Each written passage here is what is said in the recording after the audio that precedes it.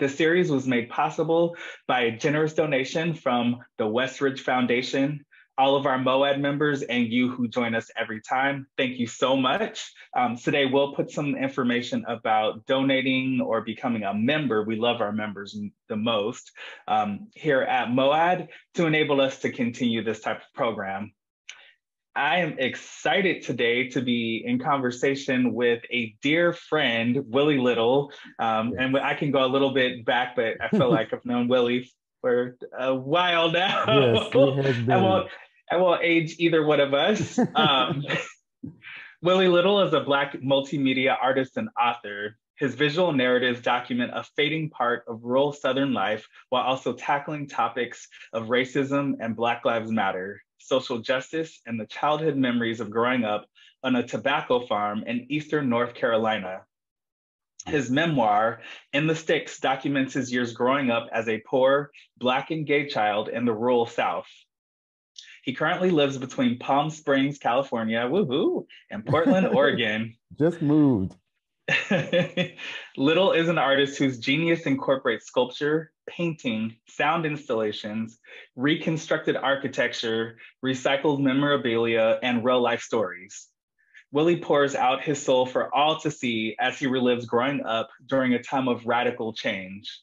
The common thread in all his work he creates is his examination of the manifestations of physical and societal decay in American culture. Willie received his BA from the University of North Carolina at Chapel Hill. His solo exhibitions include the Smithsonian Institution, the Center for Documentary Studies at Duke University, the American Jazz Museum, Oregon Contemporary, and Froelich Gallery in Portland, Oregon? Yes. Noel Gallery in Charlotte. Noel Gallery, yes. Noel. Yes. Notable group exhibitions include the Corcoran and the California Folk Art Museum, 3 international assemblage exhibitions in Berlin, Germany, and the Hourglass Project Baggage, an internationally renowned residency and exhibition program, which toured venues throughout South Africa, Belgium, and Mozambique. The work is archived in a catalog published by Caversham Press in South Africa. Welcome, Willie. Thank you, Dimitri, for inviting me. I'm so happy to be here to talk to you about my work. I'm thrilled to be in conversation with you. It's been a long time coming. I didn't know people could send up hearts. That's a new one to me. That. And I've seen someone from Oakland, Cedric Brown. Hello there, homeboy. Love it. So yeah, Willie and I know each other. We had an exhibition together back in 2009, my first curatorial debut. Ron Saunders is here too, our good friend. Great. And I'm really excited that we get to share one of that piece. I insisted that we go back because it's still my favorite. One day I will hit the lottery and I will be able to afford that piece for my own collection. How have you been? I've been really, really good. I'm just excited about where I am with my work and my career. And like I said, we just moved and we're in Palm Springs and we're in the Bay Area and splitting time between Portland and the Bay, and now it's Palm Springs because it's time. It is just time. I have got to piss and get off the pot. So I'm ready to take Southern California by storm. Yes. And you will do that for sure. So. What was it about the Palm Springs area that attracted you? I'm just curious. I love Palm Springs myself. So. Well, I do love the historical vibe from the mid-century modern everything. It has the most comprehensive concentrated area for that architecture in that period. And it's super gay and it's super international and but small and close to LA where the magic happens. So those are all the things that I really love about it. There's so many people I've already seen who were in the Bay or LA, and it's just been really great. I've only been here for such a short time, and it's a small community, but it's still bigger because of its international feel. That's awesome. That's Yeah, awesome. Well, yeah, Southern California, get ready for get Willie ready. Little to come through.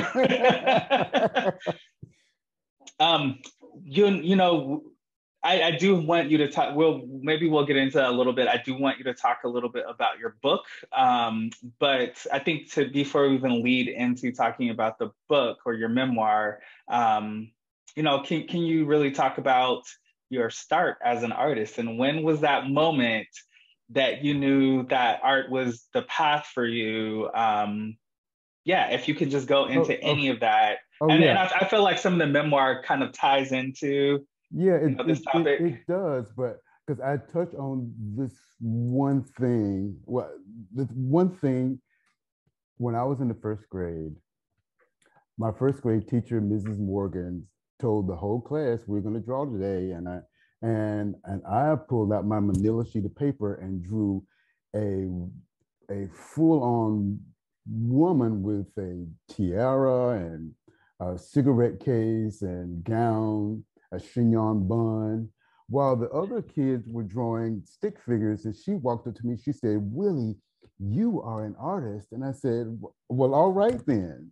And from that point on, I claimed that what she called me, and I also felt that was a little different anyway, but that was one of the first things. But then the other thing that happened was a full circle moment in the third and fourth grade. We lived in the county school, and the county would appoint a teacher to teach us, come in one day a week. And this brother named Mr. Outerbridge came in one day a week, Mr. the Outerbridge. third and fourth grade. Don't spoil this, honey. Third and fourth grade, and he was this cool man that looked like Curtis Mayfield, the singer of Superfly, with the same kind of like wire rim glasses and the beard. He was cool and laid back and in the pocket, and he was making work, and he used the word process, and I was like, dang, I'm digging this. And cut to 2010 in Oakland, California. Lizetta LaFay Collins curated a show and invited John Outerbridge. And I met him. I said, "Oh, Get out of this town. this man is from my hometown, and I loved his work, and we bonded. And then Lizetta invited me to a party at her Oakland Hills home where all the big Bay Area Black artists were there, and along with John. And he said, Willie, so if you are ever, because I love you, homeboy, and if you ever in LA, come and I'll come to my studio for a visit. And I said, sure. And the next year I had an exhibit at CAM, and I invited him, and I'm like, what? Oh, he might not come because he's so big. He came, and he invited me to the studio.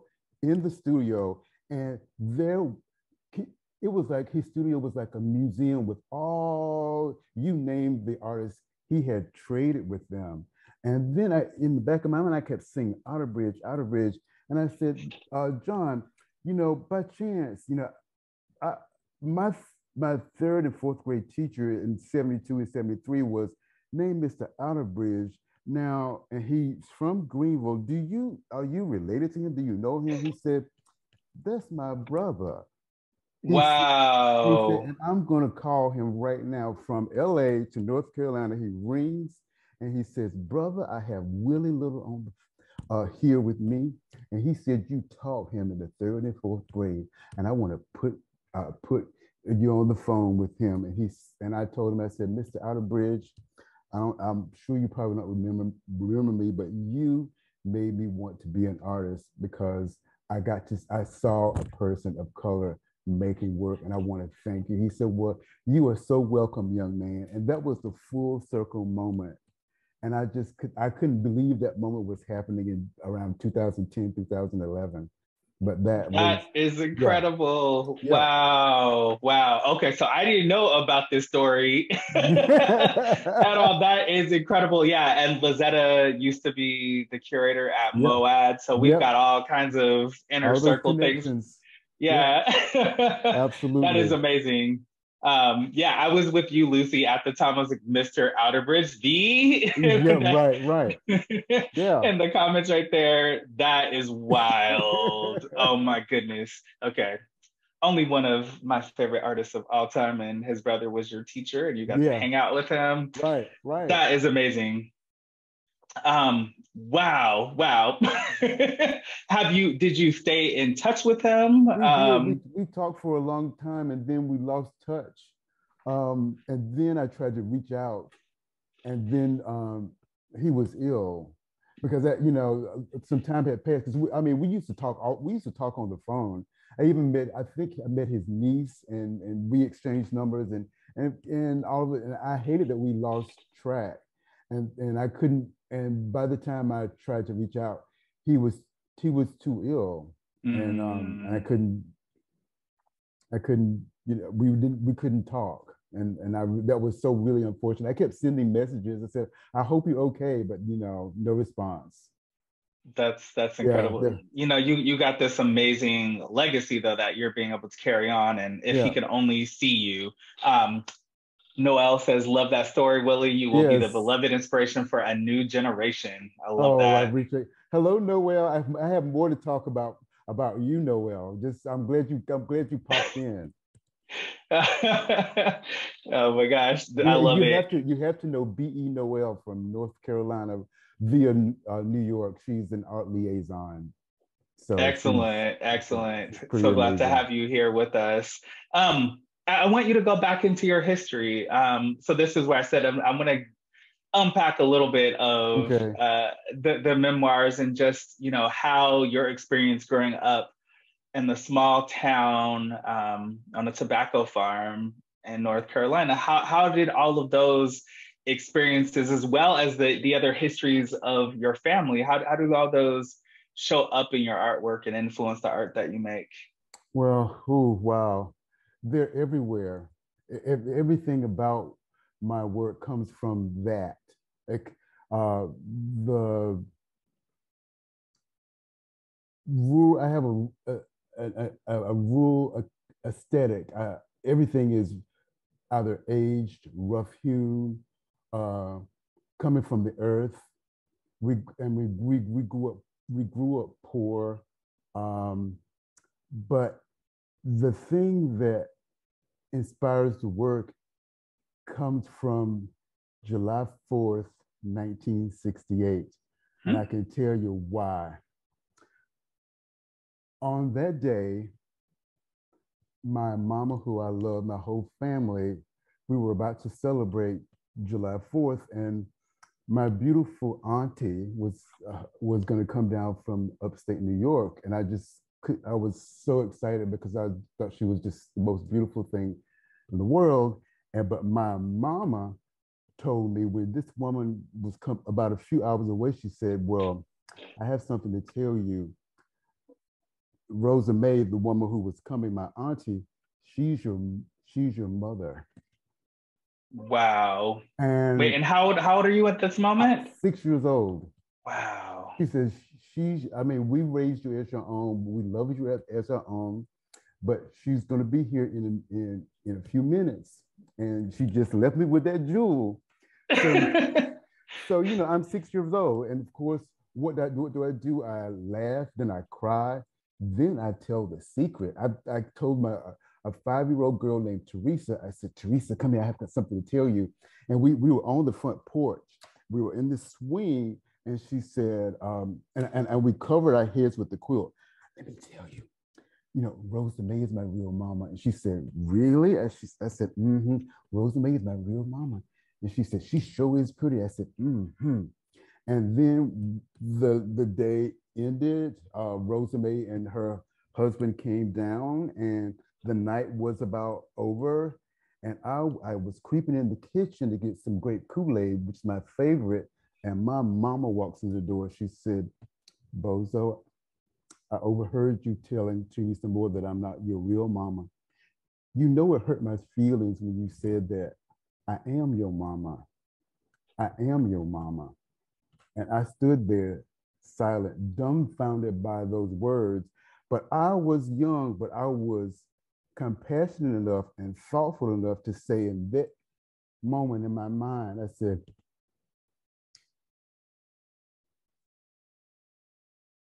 if I if I can, I will spend the rest of my life trying to make up for hurting that woman's feelings. The woman, the only mother I ever known, I hurt her feelings. So it was all about making up to someone who loved me unconditionally. And I tried to make work that celebrated the beauty of growing up where I grew up. Because when I look at the family who I was with, we were so loved. There were issues, but family always has issues. But we were so loved and we came out so much better. But the other thing is that these two women were diametrically opposite. They were, but this, and also, but what one didn't have to give, the other gave. And I got to make the parallels between the Black family, the Black mother, and all her contributions to history and our culture. And I make it my purpose to use that every single chance I can when I make work. And I celebrate the Black woman every single day. Oh my gosh, that is beautiful. Thank you for the vulnerability, telling us about that story. I've heard you talk about your art, and that one is new to me. That's really incredible. And I do notice the presence of the female figure often in your work. Yeah. And I know someone in the Q&A asked, what is the connection? Susanna asked, how your work relates together. And I think that really, ties it well together for us. I think I want to pull up some of your work and start talking through it. Okay. Upon that note. Okay. So if you just give me a second, what did I do here? I'm such an old man when it comes to this technology still, for some weird reason. It makes no sense. I'm so glad you didn't ask me to be in charge of the images. So I definitely wanted to, start off. You can see my screen, right? Yes. Yeah, I wanted to start off with some of your earliest work that I wasn't even aware of when we started, chatting back in 2008. Well, you know what?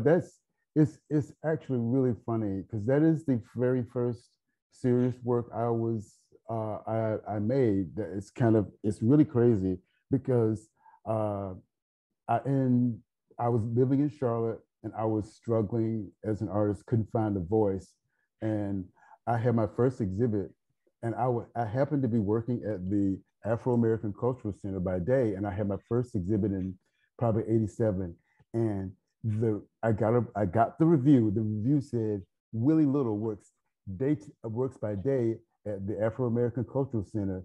He should keep his day job.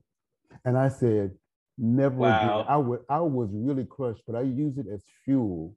And I remembered right after that, The Color Purple was being filmed in the Charlotte area, and there was a big hoopla over it. And when the movie came out, I got to see my life on the screen, and it made me feel a sense of validation when I saw Harpo's Juke Joint and I saw the whole story on the screen. And it seemed like it was my story. And it gave me the freedom to want to tell the stories of the people who grew up surrounding me and the patrons of Little's Grocery. It was a grocery store by day and an illegal liquor house at night. And I would tell people the stories. But the thing is, my sister and I would always go home during Christmas and Thanksgiving, and just the stories would just come, and we would become the characters and tell the stories. So one day I was telling Juan Logan, a local a major artist in Charlotte at the time, and he said, "Willie, you need to do something with that." And that sounds just like him. So and then I said, I applied for and received several grants, and it started off as a few vignettes, and it continued. It is an installation, a multimedia installation depicting my father's illegal liquor house and the patrons of Little's Grocery in the late 60s, early 70s. In this exhibit, you will see theater walls, props, mannequins, in a blues-filled audio track that emanates from the jukebox to breathe life into a warm, humorous, yet seedy, yet real depiction of a slice of rural life, a slice of American life. And the thing about this exhibit is that people, I tried to be, as you can see, I tried to create this experience. And when I wrote the grant, I said, well, had this in mind. If no one had ever seen this or experienced a juke joint, I want them to know what it's like to be in one. So I took great care to have all the elements there, and people came up to me in tears saying, "You told my story." They said I may not have been. This one person who was an MD said, "You know, this is me.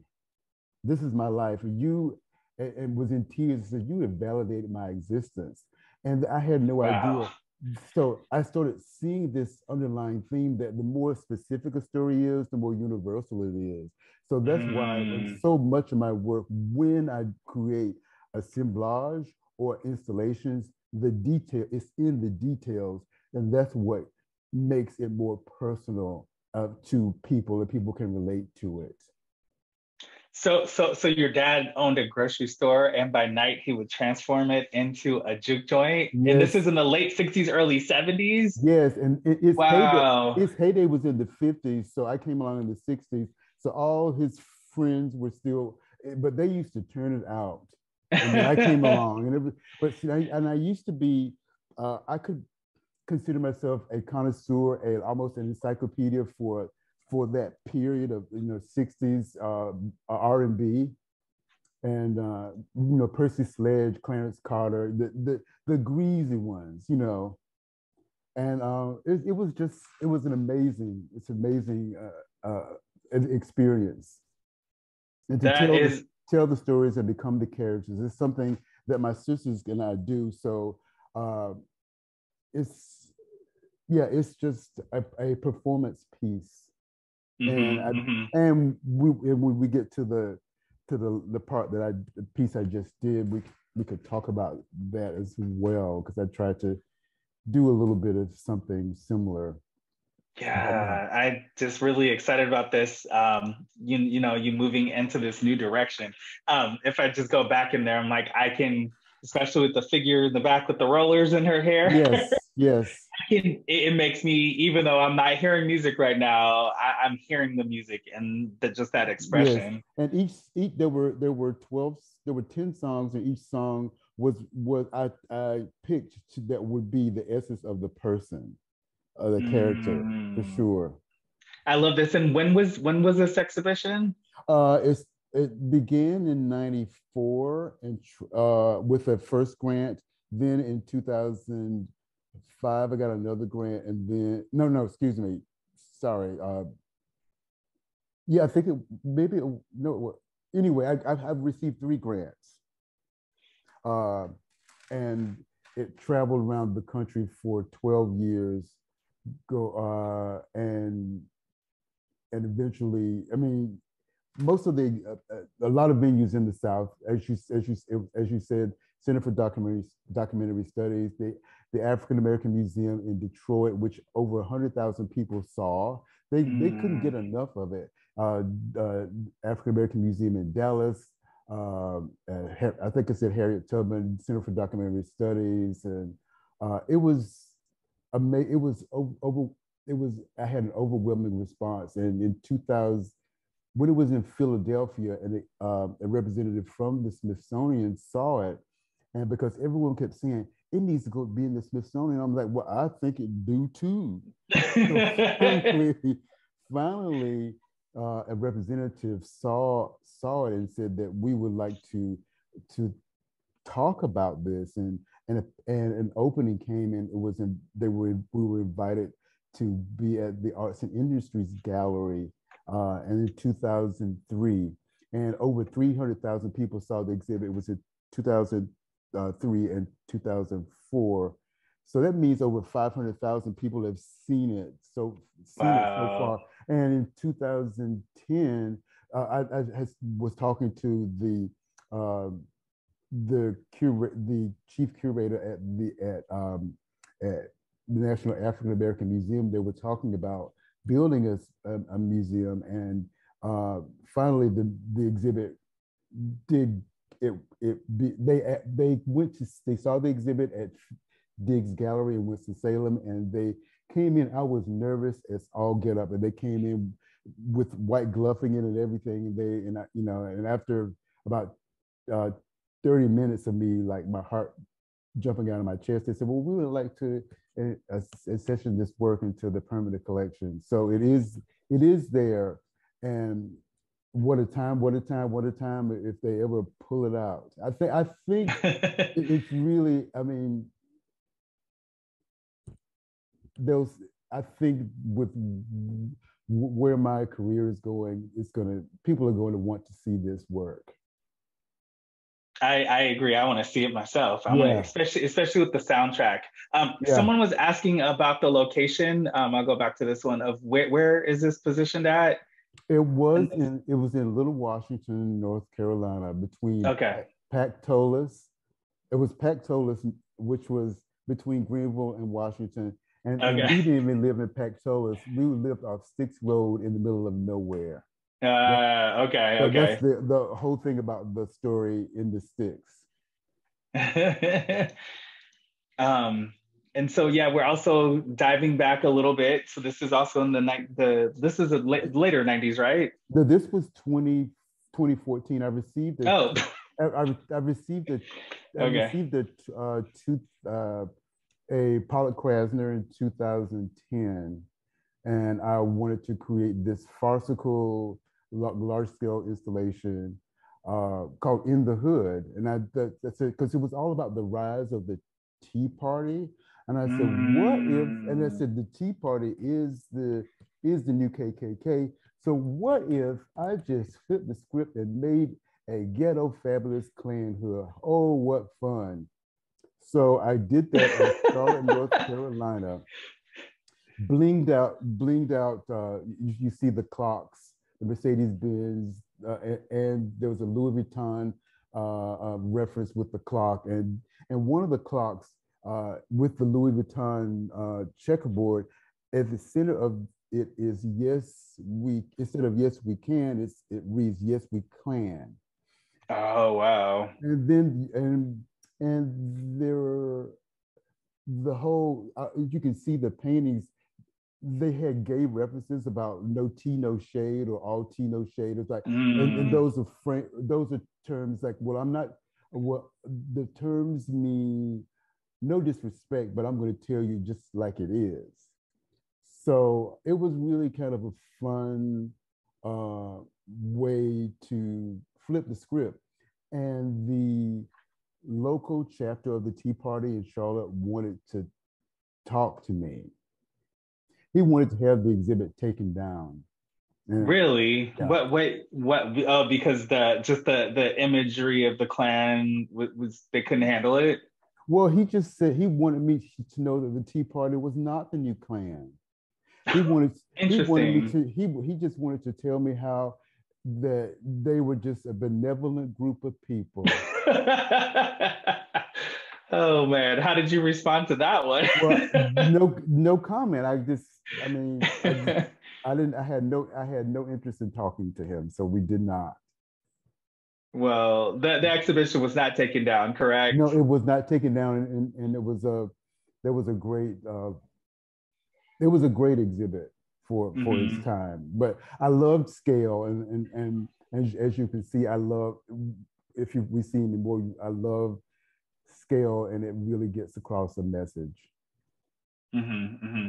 Hmm. Speaking of scale, I'm looking way down on this red painting, and I don't think I noticed it before. There looks like a little mammy figure hanging out in the Yes, left. yes, Okay. that one is called Jemima Red, uh, with the taken from the Jungle Red uh, Mm. term from the movie The Women, but it's a tongue-in-cheek way to use a turn of phrase. But I thought it would just be really a simple use of this mammy syrup bottle or two in this red uh, paint painting to um, show the contrast between abstract and real and simplicity, yet something deadly serious. Hmm. I Hmm. love the the irony, to use irony and humor. I love that too. It's one of my favorite parts of about your work. Oh, thank you. And then we go to my favorite piece, Yes. Yeah. the one that when I get rich and I have my mansion, shall have its own room. Oh, well, The walking sticks, and just just before you get into that, just this piece was my introduction to you, and was invited to curate an exhibition at the African American Culture Complex in San Francisco, and I had to have this piece. Oh, I thank you so much because I so wanted to exhibit in San Francisco and have this work be in San Francisco. It was a series called In Mixed Company that debuted in Charlotte again because I Mm. lived in Charlotte for 18 years, and I received my first Pollock Krasner to create a work called In Mixed Company, and this work was all about exposing intraracial conversations. But what I decided to do with these, I had at that time there was a male and a female walking stick, and it was Mhm. the hoop was the female and the horn was the male, and they were all suspended from the ceiling. There were so many symbols and metaphors. The um, the walking sticks are African scepters. It could be for battle or ritual, and they could be fences. Because when I grew up in the South, farms stood side by side.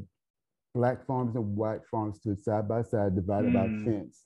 Things were said on one side, but and said on the other side, but just never together. And it was all about Mm. trying um, to heal the divides of race and class in America.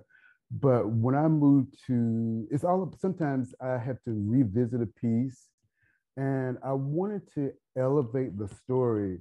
So this is the new version of the Mm. Walking Sticks 2.0 because in the one that we exhibited in San Francisco, they were all suspended from the ceiling. Hmm. And I said, Exactly. what if I have some from the ceiling and others on plinths? So I did that, and the title of the series is called "And Miles to Go Before We Sleep," and it's about a spiritual journey that we could all take, um, because words can hurt, they can sting.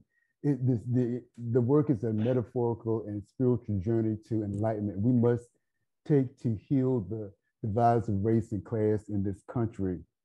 And I decided to create two more. In this one, I don't think we have the flame, but we have the Mm. hoop for the female, the horn for the male, and the diamond and a flame. So the the hoop and the horn represent the characteristics that we all have, male and female characters. Then we have the flame to light the way for your journey. Then we Mm. have the shape of the diamond for their riches. oh, there are so many riches on your journey to enlightenment. We grew up poor, but we didn't want for anything. We lived off the land. We didn't want for nothing. We tilled the soil and lived off the land. The earth, in turn, gave us a bounty that made us as rich as the soil beneath our feet. The thing that about this work is that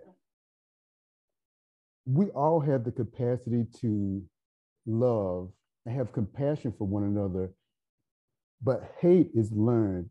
And it took me right back to I hadn't gone home in 2019 in 13 years, and I was afraid to go home. I was really nervous because of the way I had been treated. But I was about 30 miles away, and things started coming to me, and I said, oh wow, this is it. And I started thinking about 1965 when the whole United States made it illegal to have desegregation, but North Carolina eased us into desegregation with my first grade class in 1968. We were the test class. Nope. That must have been fun. Right, but let me tell, because my mama, who only had a seventh grade education, was smart as could be. She said, Bozo, which was my nickname. She said, now you're gonna go to school, baby, and you're gonna go to school with your sisters, and when you get there, you stay on the bus. And that's all she said. So they got off the bus at the black Grimesland High School, but which was grades 1 through 12, and I stayed on the bus, and about 40 to 50 little first grade kids got on the one bus, and we went literally across the railroad tracks to another school, a white school, Grimesland Elementary School, and we got off the bus, and we went into classrooms, and they had the white kids dispersed it so we could all kind of mix. And that first day, I met all these different kids. I met some kids from Pactolus, from church, but there were, all an assortment of kids. I remember one, because I had been adopted. My name used to be Hardy, and my parents changed my name so that there wouldn't be confusion when I was going to school. And there was a white guy named Jim Hardy. I said, oh, Jim, my name used to be Hardy. We're going to be friends. I said, maybe we're related. He said, maybe we are. And then we were all laughing and stuff. And when I got home, and I said, Mama, she said, how was your day, baby? I said, oh, today was great. I met this person, that person. And that's all we talked about. She didn't ask me anything about anything. And the first 2 years without incident, the first 2 years of the test were without incident. So when they mixed all the races, it got real. People started, they would sit with who they knew. And my neighbor, one of the Whitehurst girl who was 1 year older than me, I remember her just like today. We live in a little shack, and they subsequently lived in South Fork, kind of across. It looked like South Fork with tennis court, horses. Oh wow! All that. And then, but they didn't have that house at that time. They had a more modest house. But I remember her sitting in that chair, looking like Marsha Brady, and we're sitting in the back. She said, "Well, I'm going to Greenville Christian Academy next year," and the fix was on. So they made their mass exodus. But the point is, hate is learned, and we as the first and second graders didn't even see that there were differences to be seen. We just enjoyed each other. So I love that this piece has evolved and changed over time from its original intent. I do remember when we first spoke about it that it was intended to have a soundtrack of these conversations that were happening at the meeting of the fence, and then it kind of moved into a different direction, and now it's like moving into this, like, how do we not only have the conversations about the things that are said on either side of this fence, but how do we then bring everyone together for Oh, healing? and absolutely. And the other thing I forgot to mention, because the biggest thing is those The cockleburs, the right? cockleburrs, because they're prickly seed pods. It's all about words sting, they hurt. But on the crowns, especially the Mm. crowns, and many of them, or just the adornment, it's about this thing that I couldn't help but reclaim, because cockleburrs were used as a racial epithet to describe our hair, and we have Mm. reclaimed that. Our hair is beautiful. The the black is beautiful movement of the 70s took all that away. We love our hair, and I celebrate it every chance I get with using those cockleburrs that used to sting and hurt people's feelings like I don't know what. And now we reclaim that shit. I love it. I love it. Grace is asking a question in there that is really interesting. Was where you grew up, was it just strictly white and black, or were there other groups around? They were mostly white and black, and there were a few Puerto Rican kids I remember, and German, but for the most it was just So yeah, it's a small yeah, town, North Carolina, not in the city. not in the city at Yeah, all. yeah, that completely makes sense.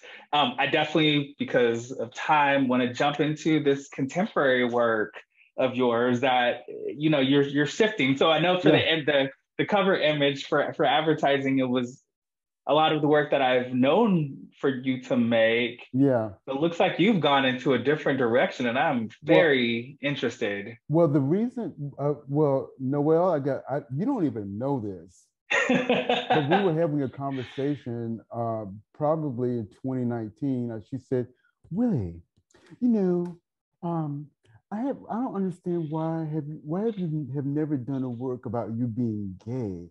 And I was like, I never really thought about it because I'm so honest about my life anyway, but it was never anything specific about that. And it really stuck with me. And I said to myself, if I ever have the opportunity, the first opportunity I get to tell the story, I'm going to do it.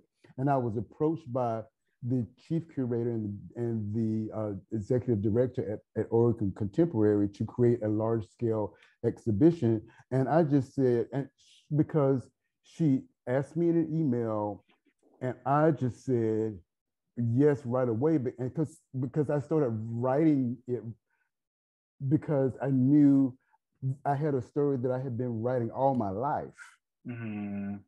And the grant just, the narrative wrote itself because I remembered when I was 6 years old, I watched that version of the 65 version of Cinderella. And when Leslie Ann Warren sat there and was singing that song in my own little corner, in my own little chair, I could be whatever I want to be. That chick was singing to me because I was like, I I can be whatever I want to be, go wherever I want to go, do whatever I want to do because I am an outcast. I am treated like I feel different. I knew at that moment that I wasn't going to stay in those sticks. And the fact is, I am not bigger than the stick. I mean, I'm not better than the sticks. I'm just I want my life to be bigger. And I traveled Mm.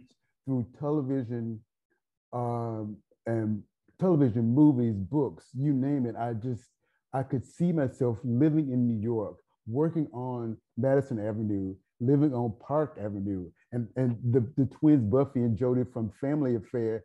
I mean, I was one of the twins, and then on the Brady Bunch, I was, it was, I was going to be an architect.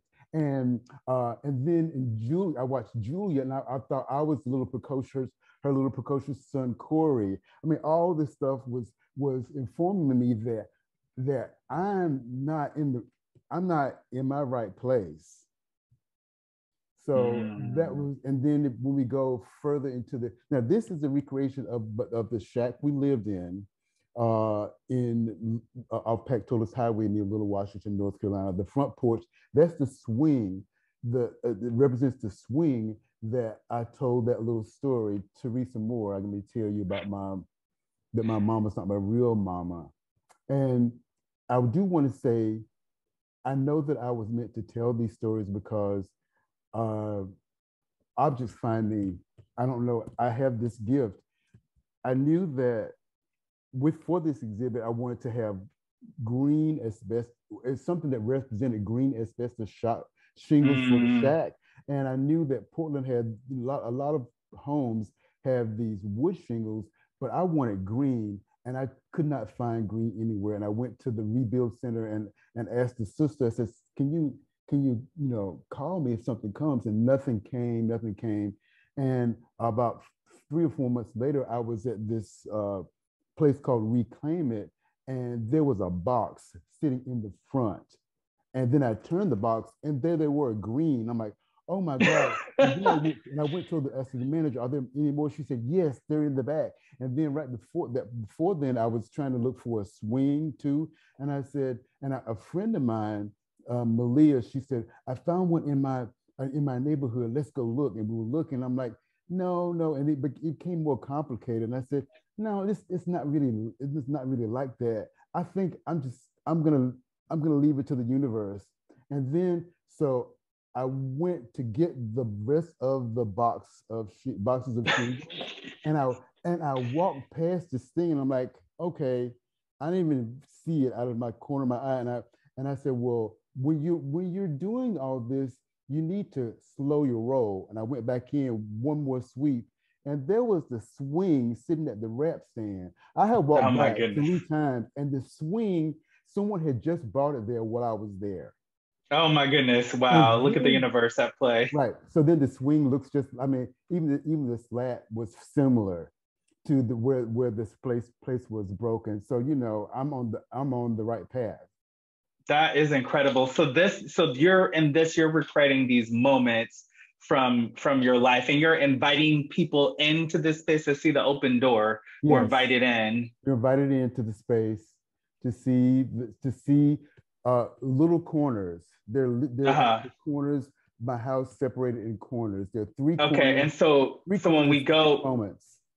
So when we go forward in this, is this kind of what we're seeing? Yes, this is looking from the inside of that same. Yeah, and that represents the living room, and the at the bottom is a picture of me at 2 years old, and we have we have recreated that room based on that picture, and you have the cross, and of course the Martin Luther King Jr.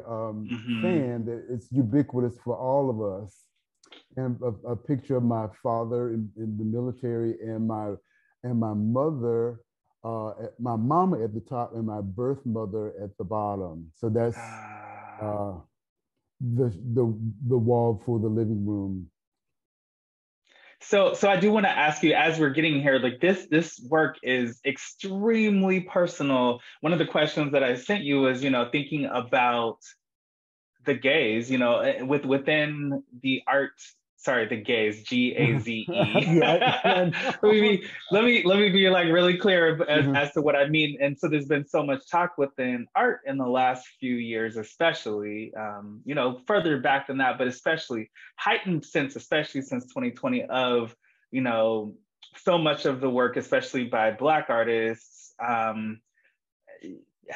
does it evade the white gaze of, especially when you're putting so much personal histories and stories in here.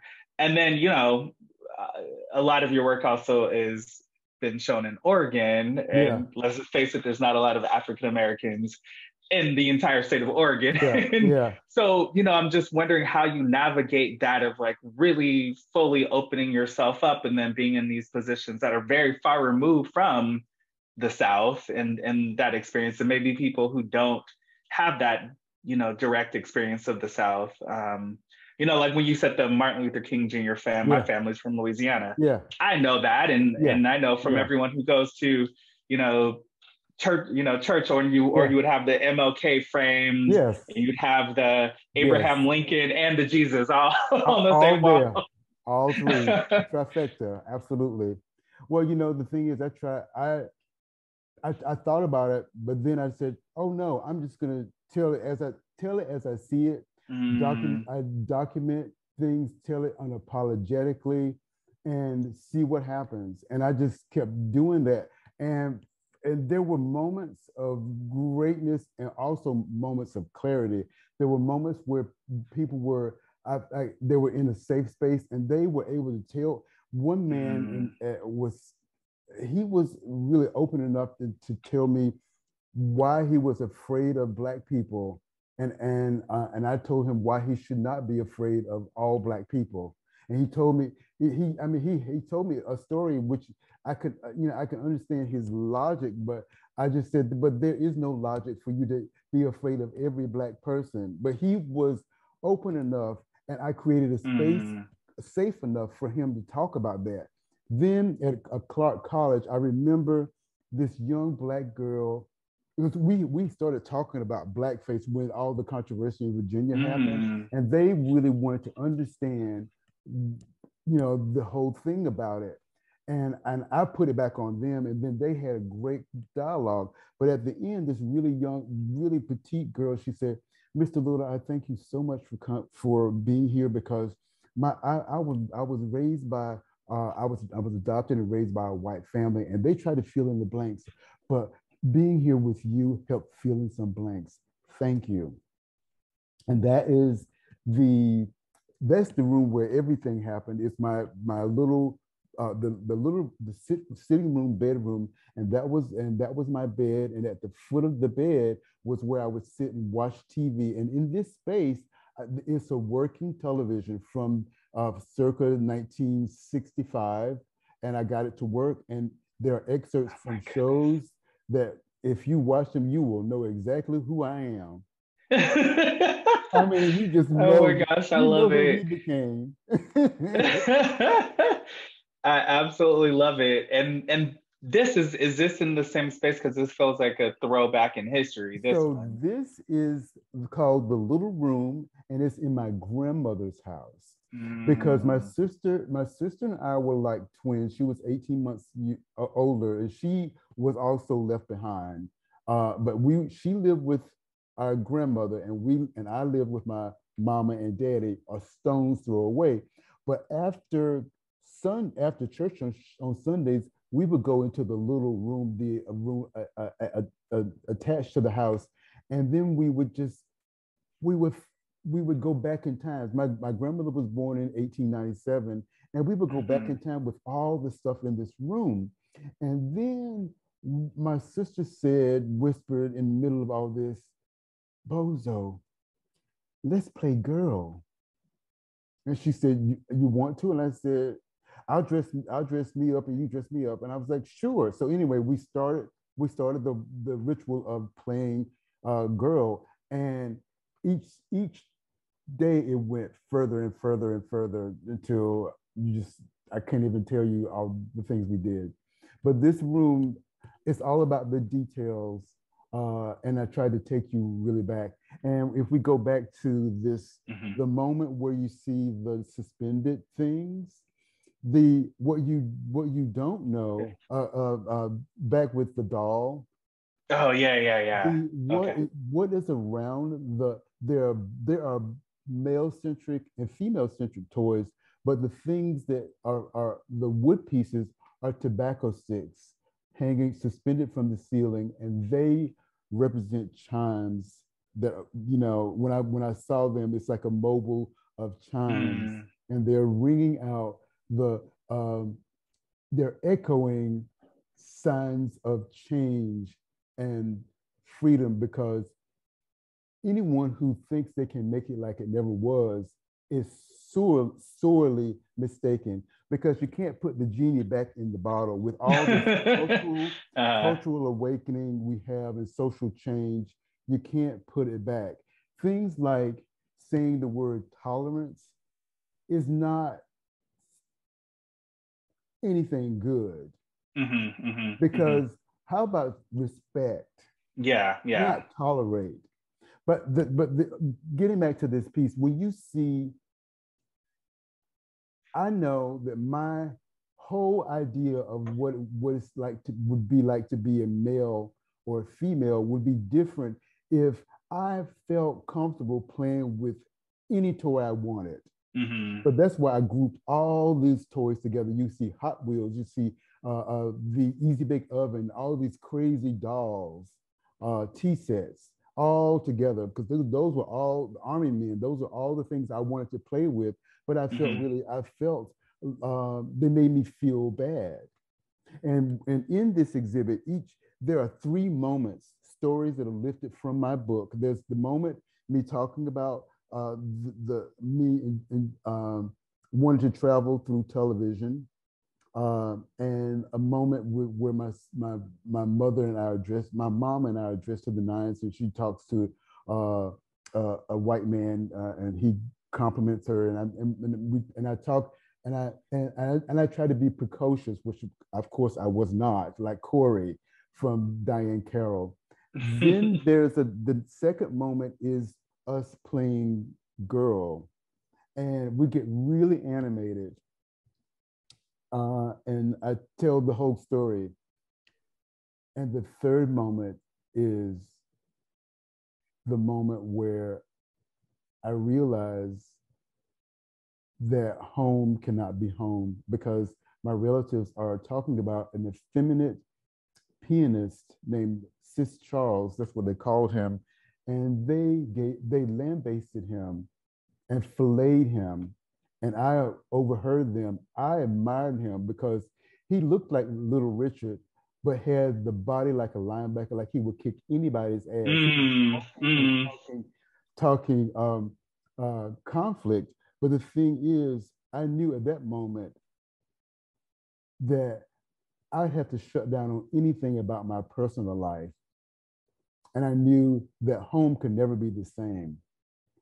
And then at that, also what we won't see in the picture is that there's a picture that finally, after leaving home and living in Charlotte, I finally feel comfortable enough to dress in drag. And there's a picture of me probably in the 90s in drag with another version of toys that I have reclaimed that were male centric, and I have blinged them out. They're sequins. They are fabulous. I love that. I They are love that. absolutely fabulous. And then there's the gay flag that is all blinged out on both sides with sequins. So Yeah, this is so you decided to fully just be like, hey, here I am. this is me. Um, and I think that I didn't want to say revenge, but the thing is, all the people who ridiculed me and told me that I was not something wrong with me. Mm-hmm. This is a, a I didn't want don't want to say f you to them, but I just wanted to say I have survived, Mm-hmm. Mm-hmm. and I didn't and maybe while they were peaking, I was still growing, and I blossomed. And here's to all the late bloomers in the world.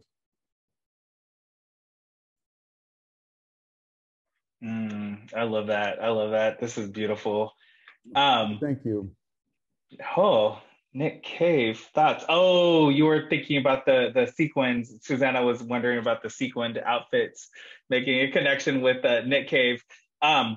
We are Oh, running close on our time, but I did want to get into these pieces for sure. You know, and then while we're looking at these, kind of, explore how you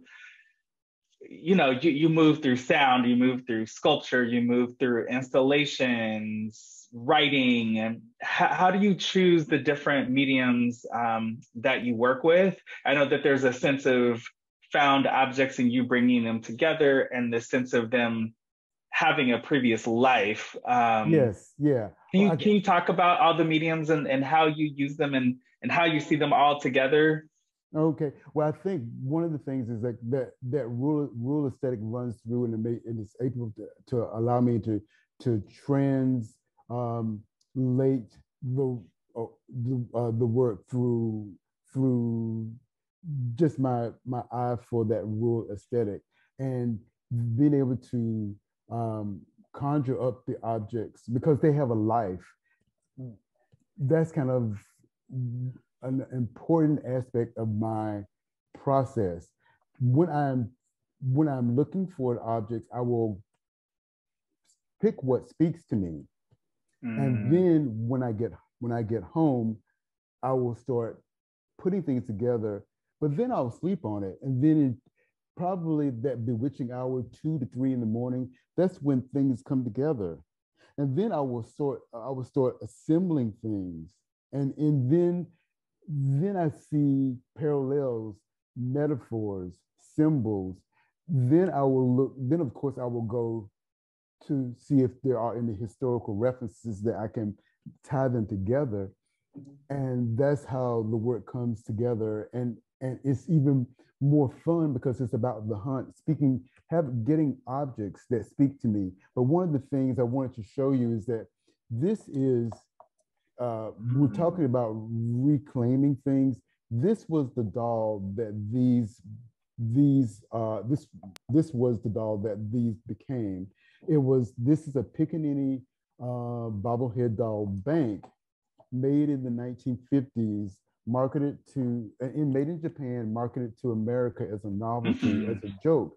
And I started at Noel Gallery reclaiming them because when I saw them in the flea market, the Metro Atlanta Expo, I said, oh, then I said, oh, because I saw all the racist connotations. I said, what am I going to do with this? I said, I want that one. And if I were rich, if I were rich, I would buy every single one to keep them from the mantles from people who want to make it like it never was. So I've been trying to reclaim them. The thing about reclaiming them, you diffuse all the negative energy that went to it.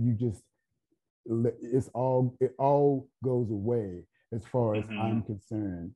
And those have evolved to this Not a Doll, Living Doll series, where now those two pieces you saw, the titles are reminiscent of our beauty. One of them is called Juicy, the one with the rust. Because that came from I had a Glean residency in Portland, and it came from a defunct dairy, and it's probably a cream separator, the one to my facing the left, more rusted one. the more rusted one, and that was a doll from with the Florida novelty doll with Florida on the oranges. So I thought it said, okay, okay, Yeah.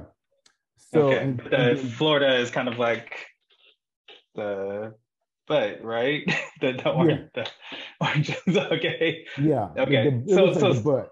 And then yeah, yeah. the next one, it was a emerald globe. So I took the globe out, Mm, and I found this doll, and I blinged her out, and those are copper beads that I put on her hair to look like Nubian knots, and I mimicked okay. that in the wheel that turned that would where the globe would Hmm. be inside. So she is the Nubian queen. I So love that. I love that. they are now elevated. They have nothing to do with gun violence or anything negative because after George Floyd was murdered and everyone saw it, uh, anyone who had a television or internet, I think everyone got it. What gun Hmm. violence is doing to our people. What I wanted to do from that point on is to create work that would elevate and affirm the fact that we are still here. We are thriving and surviving in spite of it all. And I still, as long as I feel that way, I will continue to do that and then create pieces that are about the Black woman thriving and surviving. And if you could, and do we have time to see that one last piece? We do, we do. Yes, I definitely want to get This is that my one in. baby.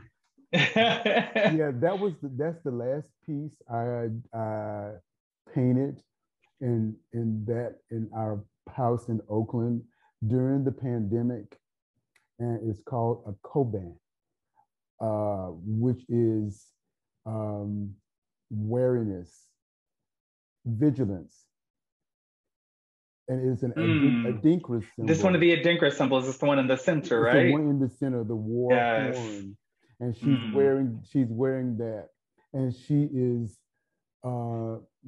naked, not vulnerable, strong, and she has those knowing eyes that Black women will have. They see through your soul and they know the truth. Yes, yes. She is so, and Noelle, again, we had another conversation, and I told you about my connection, not a doll, living doll. She said, well, I didn't see that because, they didn't look enough like the Nodder doll. That's what you were saying. And I think she is the tip. She is what, if you were to take a bobblehead doll and spit it into a real person, that's what you would see. But I love that. Real woman, and the red background represents all the needless bloodshed by our people. But I got to tell you right now, she is no victim. She is strong, resilient, wary, knowing.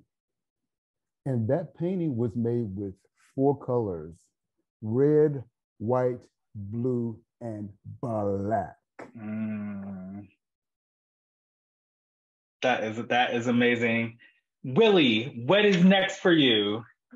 Well, where do we get? Where's the next place that we get to see you? I know you have a show going on right now. Yeah, at Oregon Contemporary, and well, please, if you can, you can see all the images at OregonContemporary.org for in my own little corner. You can see my abstract work at ricepollockgallery.com. Rice Pollock, like yeah, POLAK.com. And you can contact Noelle Art Liaison, noelleartliaison.com for any of my work. And I have work at the Portland Art Museum in an exhibit called Ox Mute. Has some beautiful pieces in there.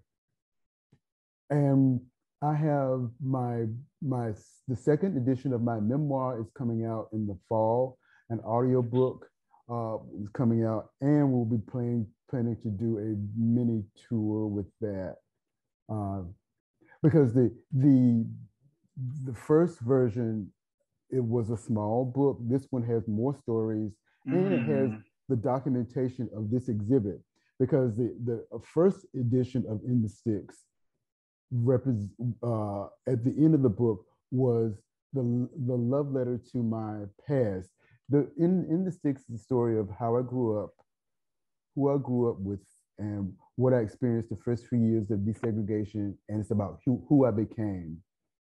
It's about family, love, pain, shame, and overcoming, and how art helped me overcome the marginalization of being a gay Black man in the rural South. It is a love letter to my past. And this time at the end, it is a releasing of the shame of being gay and telling the story, and with the hopes that any person from a small town, if I move one person to understand that let them know that I understand what it is to live in a small town and want to get out. And I hope that it inspires them to do whatever they can to live their own life, their own authentic life. That is a beautiful way for us to close this out. Thank you so much, Willie. I You're appreciate so very you welcome. for your time. I do want you to go look through all of the chat. So I hope you can see what everyone is saying about you. You're getting so much love in there. And yeah, shout out to Noel and Sade put that into the chat Oh, as great. well. Ronald, hello, Ronald. Yes, this was amazing. Thank you to Willie. Thank you for all the audience.